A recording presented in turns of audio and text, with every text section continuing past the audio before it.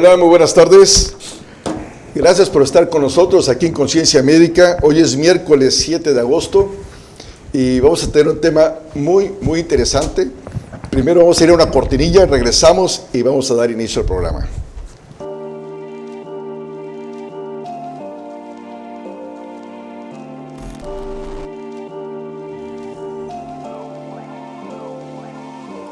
El trastorno de estrés postraumático es una enfermedad de salud mental desencadenada por una situación aterradora, ya sea que la hayas experimentado o presenciado. Los síntomas pueden incluir reviviscencias, pesadillas y angustias graves, así como pensamientos incontrolables sobre la situación. Muchas personas que pasan por situaciones traumáticas quizás tengan dificultad temporal para adaptarse y afrontarlas, pero con el tiempo y el autocuidado generalmente mejoran. Si los síntomas empeoran durante meses e incluso años e interfieren con tus actividades diarias, es posible que tengas trastorno de estrés postraumático. Obtener un tratamiento efectivo después de que se manifiesten los síntomas de trastorno de estrés postraumático puede ser esencial para reducir los síntomas y mejorar el funcionamiento. Si tienes pensamientos y sentimientos perturbadores acerca de un hecho traumático durante más de un mes, si son graves o si sientes que tienes problemas para retomar el control de tu vida, habla con un profesional de salud mental.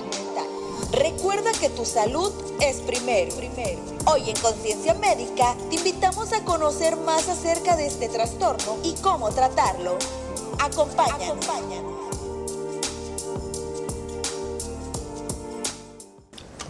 Pues gracias por estar con nosotros. Ya ven que el tema va a estar muy interesante.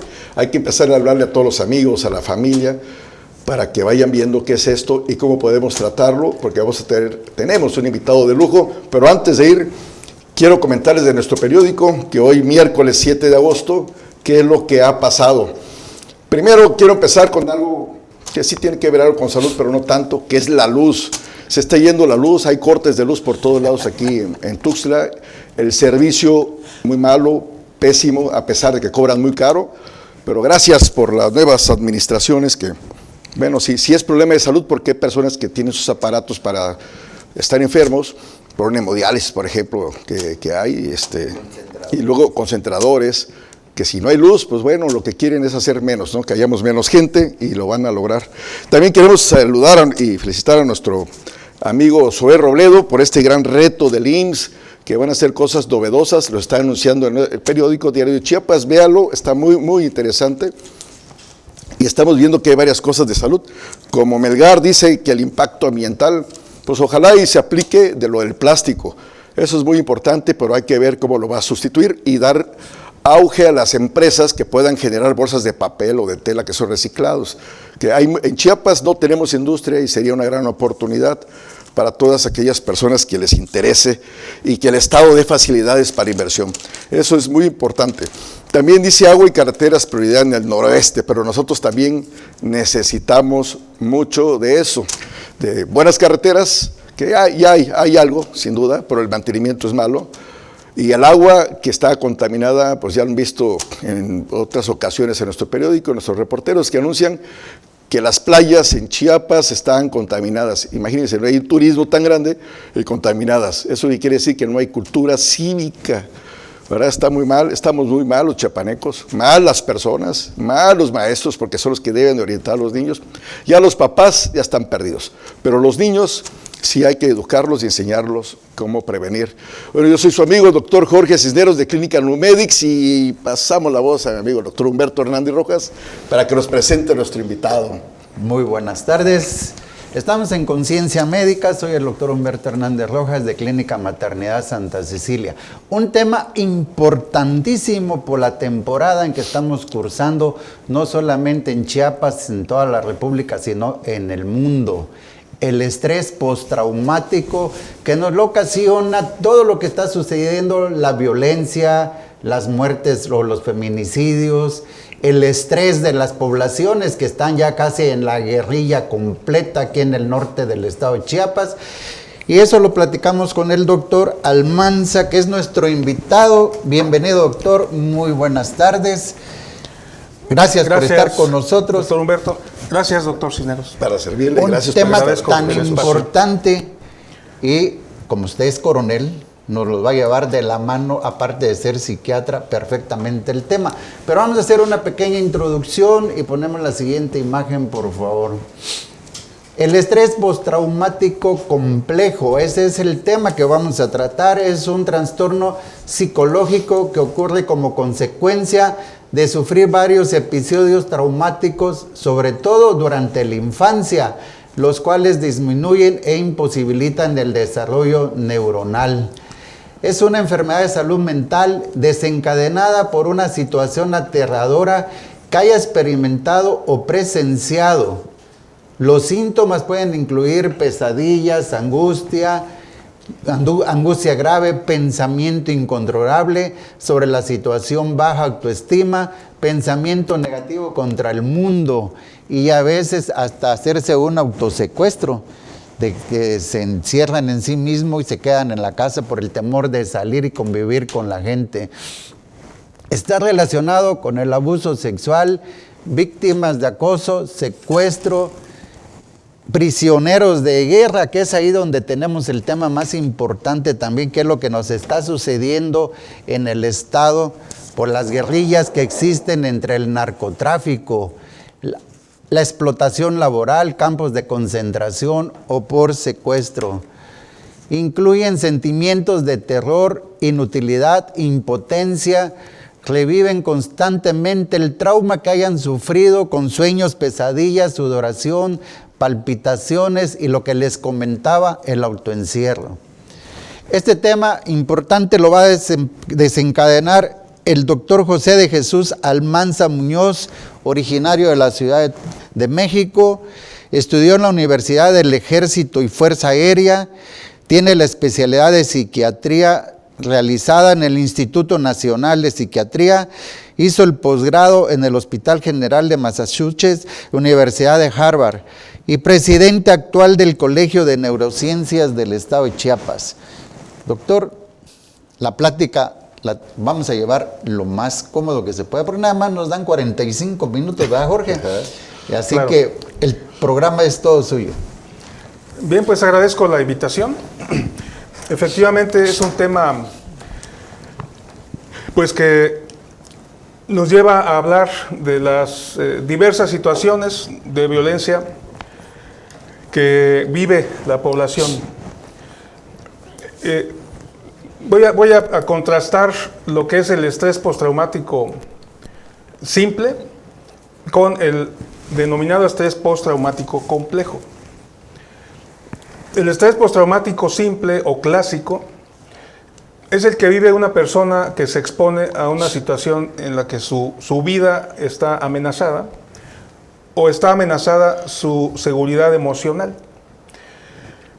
De manera muy típica, personas que se exponen a los efectos de un desastre natural, a los efectos de darse cuenta de violencia urbana, una situación de guerra, van a presentar pues una situación en la que se sienten amenazados, con una reacción muy importante de temor, incluso de horror, ante circunstancias que son completamente poco habituales, ¿no?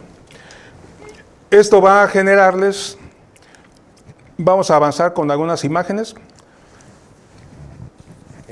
El estrés que ocasiona también la prostitución forzada, ¿no? También puede ahí es donde entra el estrés postraumático complejo. Vamos a avanzar un poco más. Aquí vemos imágenes de desastres, temblores, tsunamis, erupciones volcánicas, inundaciones.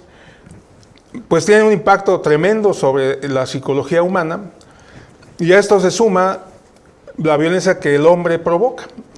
Hablamos de terrorismo, hablamos de violencia urbana, asaltos y pues las consecuencias de la conducta criminal. El estrés postraumático clásico o simple, pues es el que va a dar a personas que tienen exposición a estos eventos. Y es importante señalar que soldados profesionales con entrenamiento especializado, otros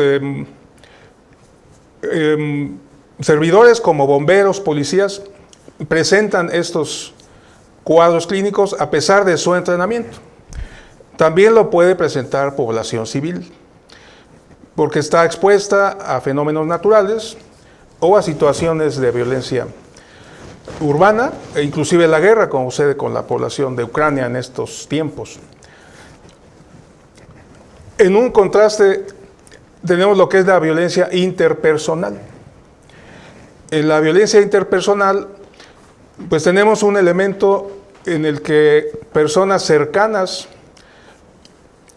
e inclusive que se supone tendrían una función de cuidado, pueden generar estrés.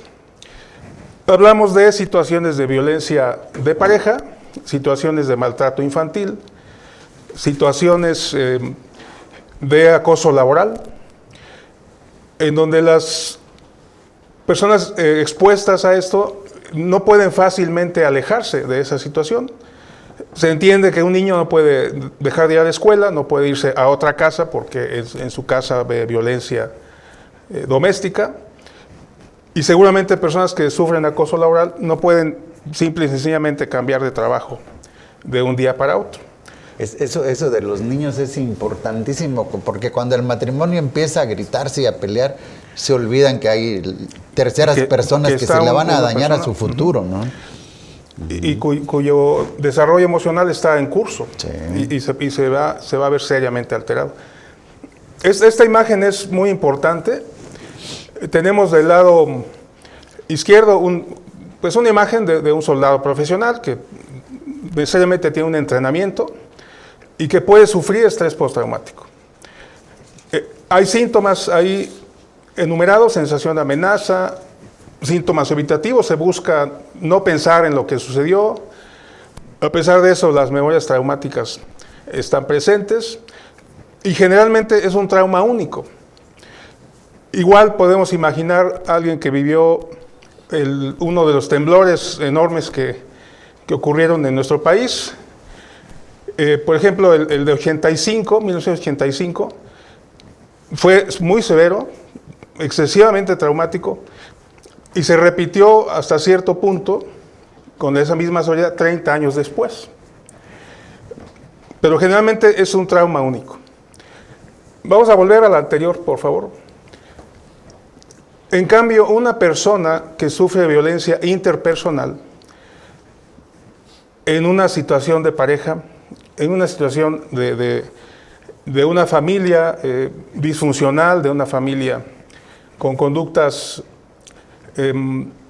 pues no sanas, son personas que van a tener estas exposiciones a estrés de manera repetida. Es decir, va a haber maltrato diario. Los niños que sufren acoso escolar, bullying en las escuelas, el bullying, los van a estar acosando pues diario, excepto quizá los fines de semana.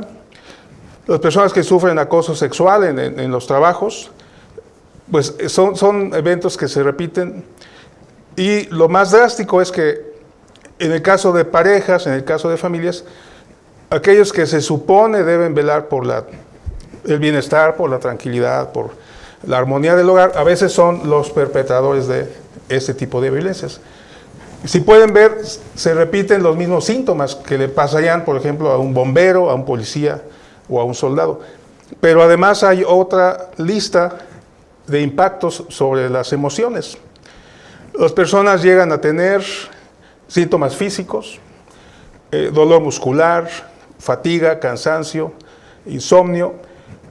A veces tienen dificultades para mantenerse concentrados, para mantener su conciencia bien enfocada, y sufren de pequeños episodios de disociación en que se desconectan un poco del presente para no estar sufriendo tanto mientras hacen un poco de uso de la fantasía, y esto puede eventualmente parecer pues inadecuado en su función de trabajo, en su función escolar, por ejemplo, ¿no? llegan a culparse de esto, a tener inseguridad, a tener mucha dificultad para relacionarse con otras personas de manera sana, de manera íntima, a poner límites de respeto. Y esto ocasiona algo muy importante, se llama disregulación emocional. Esta disregulación emocional pues origina muchos elementos sintomáticos. Estamos refiriéndonos a ansiedad, depresión, irritabilidad, dificultad de procesar las emociones. De manera que o la persona es hipersensible y reacciona de manera muy dramática, o bien es hiposensible y se encierra en sí misma para tratar de no sentir. Y muchas veces recurre a el autodaño, a lastimarse, a golpear objetos, lastimarse los nudillos, cortarse. Todo esto con la intención de tratar de sentirse viva, porque el mecanismo para no sufrir pues es encerrarse, ¿no? Y estar en un estado de poca acción, de pasividad, que bueno, pues afecta su desempeño, afecta su bienestar. Esto nos lleva también a la alteración de la conciencia, si avanzamos. Sí. La disociación es a veces que tienen dos personalidades. Sí, la disociación es la desconexión con el momento presente en una división de la atención, que es un mecanismo normal en los niños, por ejemplo, en etapas tempranas, pero que posteriormente ya no debe ocurrir. Posteriormente la personalidad debe estar integrada y todo cambio de enfoque pues debe ser voluntario. Esas personas, cuando son afectadas en el desarrollo temprano, no logran integrar el proceso de fantasía y tienden a dividir su mente. Entonces, alguien que está siendo presionado en el trabajo, que está siendo acosado, maltratado, puede estar escuchando un sermón violento y está presente su cuerpo, pero su mente está en otro lado. En otro lado. Eso puede afectar, pues, lógicamente, el desempeño de actividades intelectuales, el desempeño de labores cotidianas o de labores más complejas. Y esto viene a afectar el autoconcepto. Las personas empiezan a sentir que fallan, se sienten culpables, y esto les hace difícil relacionarse con seguridad. Si vamos avanzando. Había antes unas películas de las de blanco y negro, que el famoso secretario que le acumulaban todo el trabajo y no decía nada. Gonzalito creo que le decían, ¿no? Bueno, se dan estas formas de adaptación, pero conllevan mucho sufrimiento emocional para la persona. Sí. En los ámbitos laborales tienen un impacto negativo en la productividad y pues esto se refleja en el ámbito familiar y en el círculo social en el que se desempeña la persona, ¿no? Un aspecto fundamental justamente es el de las relaciones con los demás, específicamente las relaciones profundas, las relaciones que requieren intimidad, amistades de confianza, pues las relaciones de pareja, las relaciones familiares, las relaciones con los hijos, con los hermanos, con los padres, se ven perturbadas porque se afecta la capacidad de confiar. Si un niño sufrió abandono, sufrió maltrato, peor aún si sufrió abuso sexual, no va a desarrollar la confianza básica para posteriormente hacer relaciones sanas. Va a estar a la defensiva o va a estar con una limitación que va pues, a afectar su desempeño, ¿no? Y el desarrollo de sus potencialidades. Es justamente a donde va a reflejarse el impacto de este trauma, ¿no? Me acuerdo de una paciente que actualmente ha de tener como 40 y tantos años. Y empezamos a platicar. Le digo, ¿y por qué le gritas tanto a tu mamá? Porque yo le tengo un odio a mi mamá, dice. Cuando éramos niños, dice, llegaba un primo de México y ponía un montón de espejitos redondos todo donde en el baño, en la ventana, para que me viera. Y cuando él calculaba que yo estaba durmiendo, me iba y me manoseaba. Y yo le decía a mi mamá, oye, mi primo me está tocando, oye, mi primo entra en el cuarto, oye, mi primo me está viendo en el baño. Y la mamá nunca decía nada. Entonces ya le empezó a tener un odio a la mamá. Entonces ese trauma lo viene arrastrando, y a pesar que ya ahorita tiene 40 y tantos años de edad. Eso lo que comenta el doctor. Sí. Yo quería platicar algo de lo que usted dice ahí en las imágenes, la somatización, ¿verdad? Sí. Después de esto, como comenta el doctor Humberto, lo que usted ha comentado, la somatizar es que aparece una enfermedad o síntomas físicos, ¿verdad? Así es. Y el paciente, esos pacientes empiezan a mirar con un médico, luego con otro, ninguno le encuentra nada. Y cuando le dice a alguien que conozca, le dice, tiene que acudir con el psiquiatra. Entonces ahí es donde responden luego algunos pacientes, oye, si yo no estoy loco. No, es un problema que tenemos grave, que no quieren acudir, ¿no? No aceptamos nuestro problema. Sí. Bueno, retomando esta viñeta que es muy ilustrativa, hay que recordar que los niños, por su etapa de desarrollo, pues no van a tener la capacidad de entender todo lo que sucede en su entorno, no van a tener la capacidad de poder expresar a los adultos lo que sucede, explicarlo correctamente. Entonces, frecuentemente entran en un dilema, porque no es raro que sean personas muy cercanas, familiares cercanos, amigos cercanos, los que tienen acceso a la intimidad. Claro. Y se dan este tipo de conductas. Entonces, ¿qué hace la mente en esa situación? Lo que hace es guardar estas memorias lo más profundo posible, y es cuando se convierten en memorias traumáticas. Y se esconden para que no causen malestar emocional. Esto hace que eventualmente la persona no tiene conciencia de lo que ocurrió, sin embargo está en su inconsciente, ¿no? En su inconsciente. Cuando eventos posteriores, a veces no tan severos, remueven estas memorias, pues suelen aparecer los síntomas.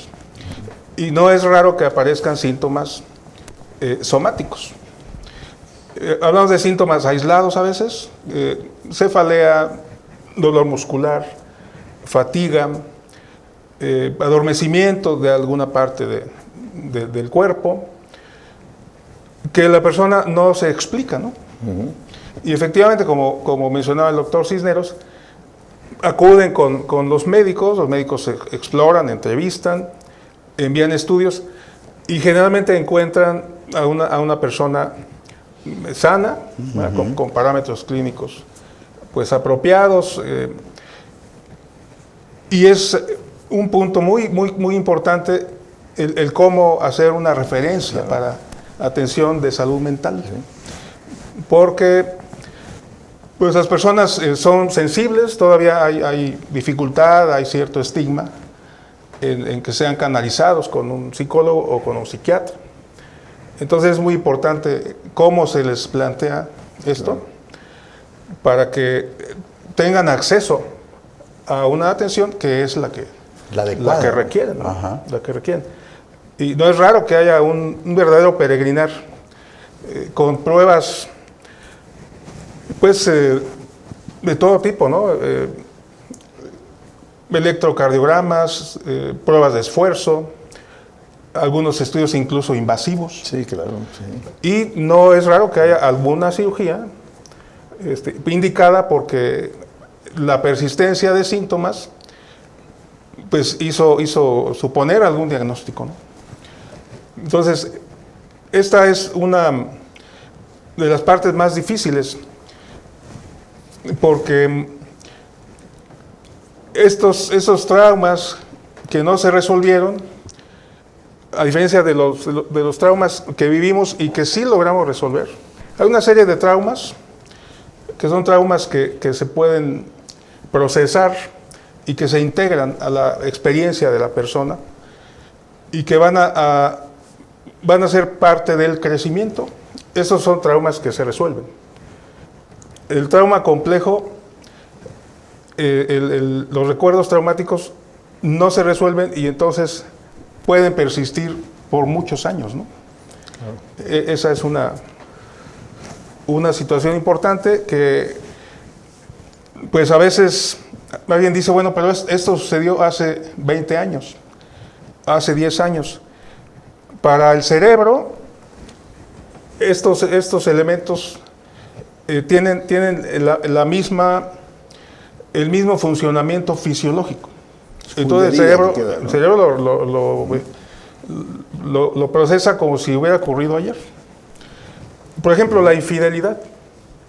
La infidelidad, a veces quien cometió infidelidad dice, bueno, eso pasó hace muchos años, lo hablamos una y otra vez, pero la persona que sufrió esa falta de respeto, esa falta de compromiso en una relación matrimonial, eventualmente siente que hubiera pasado hace 2 días, ¿no? Y eso, pues, obviamente afecta el desarrollo de las relaciones de pareja, ¿no? Es lo que conocemos como resentimiento, ¿no? Sí, sí. Aunque hayan perdonado, pero están... Que van a estar presentes en, ante a veces elementos no del tamaño de lo que sucedió antes, menores, pero remueven estas memorias traumáticas. Como dicen, perdono pero no olvido. Así dicen algunos. Sí, exactamente. ¿No? Sí. Y, por ejemplo, yo ya me pasé, como dice el doctor Cisneros, con todos los médicos y hasta me enojo porque digo, no hay ningún médico que me pueda curar mi enfermedad, pero tampoco quiero ir con el psiquiatra. Hay unos grupos que se llaman neuróticos anónimos. Ellos nos pueden impulsar en un apoyo emocional. Vamos a suponer que yo ya no quiero ir con el psiquiatra ni con el psicólogo, pero alguien me recomienda, ¿por qué no vas a Neuróticos Anónimos y ves a esa gente cómo sufre y tú te puedes subir al podio para expresar todo lo que tienes? ¿Sí les ayuda emocionalmente? Sí, bueno, los recursos de apoyo son bastante amplios. Afortunadamente hay muchos más recursos actualmente que hace algunas décadas, ¿no? Una intervención efectivamente puede ser a nivel de grupo. Los grupos de autoayuda, ese es el modelo de un grupo como Neuróticos Anónimos, tiene un modelo de autoayuda. En estos grupos son grupos de tamaño mediano. Hablamos de grupos pequeños cuando son 12 o 15, mediano hasta 50, y hay un grupo grande que sería más de 100 personas, ¿no?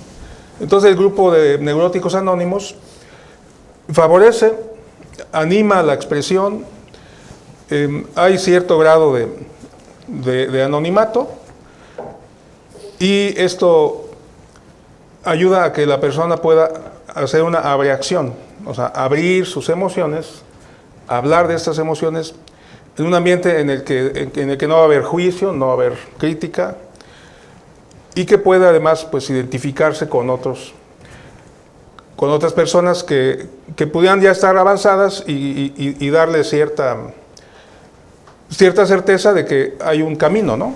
Hay un avance, ¿no? El trabajo de estos grupos puede ser suficiente para elementos que no son de una severidad grave.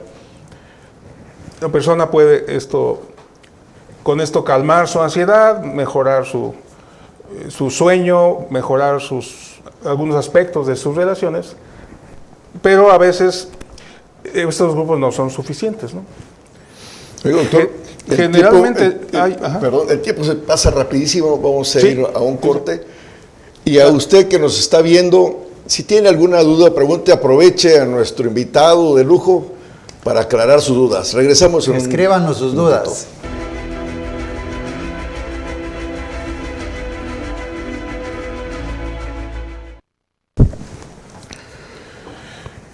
Bien, pues estamos de vuelta. Justo comentábamos sobre un elemento que faltó mencionar, que tiene que ver con el cuestionamiento de la fe. No hay que olvidar que uno de los pilares, uno de las fortalezas de los seres humanos, es el tener una creencia en un ser superior, pues libremente escogido. Hay diversas religiones y diversas formas de expresar la espiritualidad. Y las personas que sufren estrés postraumático, que pues puede ser a veces perpetrado por quien debería de cuidarnos, quien debería de respetarnos, llegan incluso a cuestionar sus principios religiosos, sus principios espirituales. Entonces, pues así de impactante puede ser este padecimiento. Yo quisiera, vamos a ir hacia atrás, por favor. Hay una imagen sobre tratamiento integral. Vamos hacia atrás. Esta, por favor, si la pueden agrandar.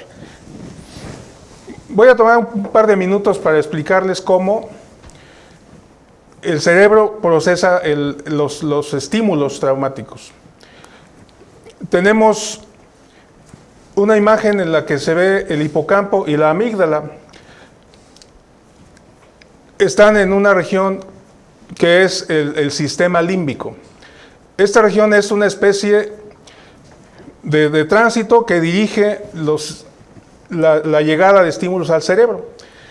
Si hay una situación de alarma, el sistema límbico se activa con la amígdala. La amígdala da una señal de alarma, el cuerpo libera adrenalina y se pone en situación de enfrentar un problema grave o escapar de ese problema. En ese momento, esta información no la pasan a la corteza prefrontal, que es la que analiza, busca información adicional y toma la mejor decisión. Si sucede algo así, la persona no puede darse el lujo de pensar, ¿qué hago? Parece que me vienen a asaltar. ¿Qué decisión tomaré? ¿Cuál será la probabilidad de que me asalten? A lo mejor es un asalto con una pistola que no tiene balas. No hay tiempo de esas reflexiones. La persona se pone en posición de defenderse o de huir. Una u otra va a ayudarle a preservar su seguridad. Si no se moviliza, entonces se pone en riesgo, ¿no? Cuando hay un evento traumático, se activa este sistema de alarma. Y cuando este evento se repite, se crea una respuesta condicionada, a veces a estímulos menores, y van a provocar la misma reacción. Entonces, esto conlleva que haya estímulos hacia órganos como el corazón, los pulmones, el estómago, el intestino, con una serie de cambios que llevan a las personas a buscar cardiólogos, a buscar gastroenterólogos, y encuentran que los órganos están sanos. Y están sanos que responden a la orden que da el corazón, el cerebro, de liberar adrenalina y poner el organismo al 100%, ¿no? Pero esto se puede identificar como un riesgo, como miedo a un infarto, como miedo a morir. Para el cerebro no hay tiempo, es una computadora y responde de esa manera. Por eso el trauma puede persistir y reaparecer. Y bueno, aquí viene la pregunta, ¿cómo vamos a tratar? Una vez que estos pacientes acceden a especialistas en salud mental, ¿cómo vamos a tratar estos problemas tan complejos? Utilizamos psicofármacos. Los medicamentos, específicamente y apropiadamente prescritos, de acuerdo a un diagnóstico cuidadoso, van a actuar químicamente dentro del cerebro, justamente en el sistema límbico. Actualmente tenemos una terapia de estimulación magnética transcraneal. Voy a mostrarla, creo que una lámina antes, por favor.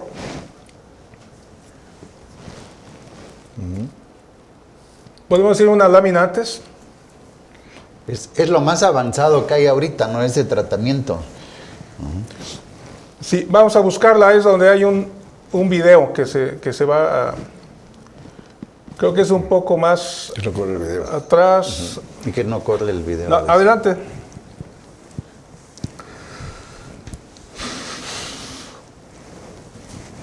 Bueno, volvemos a donde se ve esta imagen, por favor, sí. La estimulación magnética transcraneal es una tecnología, es la innovación más nueva en psiquiatría. Se aprobó por la FDA en 2008 y en México la tenemos en uso hace unos 10 años apenas. Aquí en Chiapas tenemos 3 años aplicándola.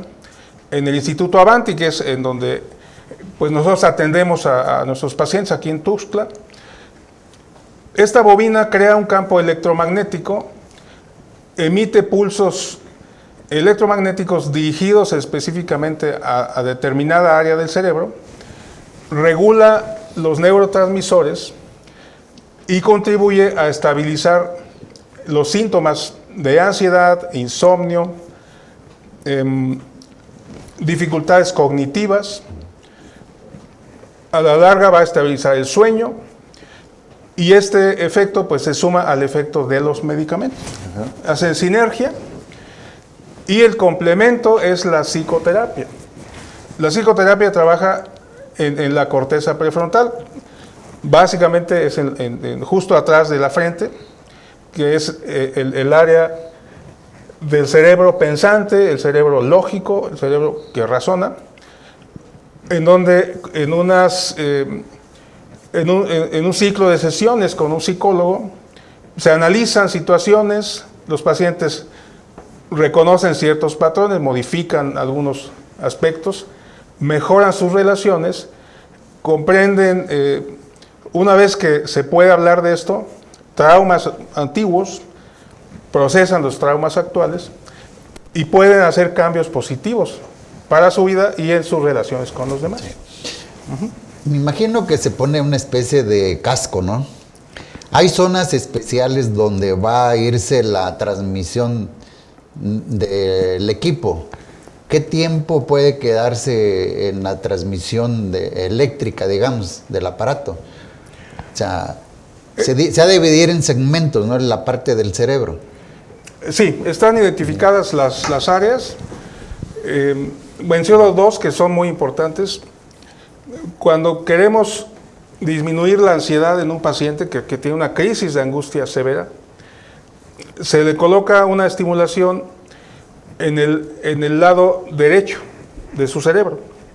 El lado derecho responde a pulsos inhibitorios. Estos hacen que las neuronas que están aceleradas y que son las responsables de que haya ansiedad, inquietud, nerviosismo, insomnio, hipervigilancia, estas neuronas empiezan a relajarse porque el pulso es inhibitorio.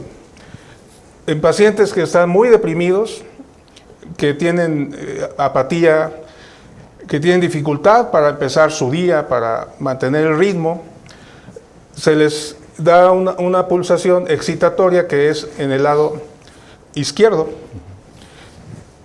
En el lado izquierdo, y de esta manera las neuronas se excitan. La circulación sanguínea de esa área aumenta y las neuronas, estas estimuladas, empiezan a hacer conexiones nuevas. Estas conexiones mejoran la comunicación entre la corteza prefrontal y la parte central donde se regulan las emociones. Y la persona es capaz de tener respuestas proporcionales a lo que sucede. a poner límites en el momento apropiado y no aumentar eso a una serie de situaciones que ha soportado antes, porque no estaba en condiciones de poder pues establecer límites, definir y hacer relaciones sanas, ¿no? A todo esto debo agregar que es muy importante que las personas hagan actividad física, tengan una nutrición adecuada, tengan un estilo de vida sano. Esto implica pues uso moderado de alcohol, 0 cigarro, drogas ilícitas ningunas, y que tengan relaciones sanas con la familia. Que sanen las relaciones en las que haya conflictos. Sí, esos datos que está dando el doctor son importantísimos para tener una salud mental, pues ya no digamos perfecta, ¿va? Pero sana. Es apropiada. apropiada, ¿no? Sí. Sí, porque sí. yo creo que no hay alguien que esté sano perfectamente de la mente. Pero está bien interesante eso, doctor, del magnetismo. Pues en principio la resonancia magnética nos produce imagen y es magnetismo, ¿verdad? Y esto llega como que a estabilizar la actividad neuronal, ¿no? Sí, la ventaja de la estimulación magnética es que dirige una estimulación muy potente, pero dirigida a un área específica. Y esta se modula para cada paciente. Al empezar un curso de tratamiento de estimulación magnética, se determina el umbral personal y de ahí se define la potencia de la dosis, el número de pulsos. Les comento que se pueden administrar 600 pulsos en una sesión, hasta 1800 en un espacio de 3 minutos. Sí, este tema es importantísimo y es uno de los tratamientos más actuales. Me gustaría que pusieran el nombre completo y el teléfono del Instituto Avanti para aquellos que quieran comunicarse, y a ese número de teléfono, número de contacto del Instituto Avanti, para que hagan su cita con el doctor Almanza Muñoz. Pues sí, porque el tiempo se nos pasa fue rapidísimo. Pero antes de irnos, quisiera mandar saludos a Francisco Fernández, a Pablo Ruiz Nettel, Jorge Luis Ruiz Macías, Pita Mar, Lulú Toledo. Gracias por seguirnos y por sus comentarios. Gracias, que obviamente es un programa y un tema muy interesante y muy importante para nuestra salud de todos, sin duda. Y no hay que temer cuando digan aquí con el psiquiatra. Créanme que es una ayuda para todos, hasta para uno como médico. Como comentábamos al principio, hay enfermedades que hacemos estudios y salen sanos. Y el paciente se quiere curar, pues ahí está la solución. Bueno, y recuerde que nosotros le traemos la ciencia. Y usted haga conciencia y nos vemos el próximo miércoles. Doctor, esperemos que regrese, doctor. Muchas gracias. A continuar ese tema porque por supuesto, es muy largo. Doctor No, Almanza, le damos un pequeño reconocimiento. Si nos faltó parte del tema es por el tiempo, pero gracias a producción que nos están diciendo, ya termínalo. Y pasa a otra plática y otra conferencia en otro programa más. Sí, ¿Nos gustaría acompañar, doctor, para ese tiempo? Por supuesto. Perfecto. Ya tienen sus datos del doctor. Y recuerda, el amor y la amistad florecen donde las personas son reales y honestas. Nos vamos, pero recuerde que a las 7 de la noche, Chiapas al cierre con el Flaco de Oro. Saludos, Efraín Meneses. Hasta luego y muchas gracias. Nos vemos próximo miércoles.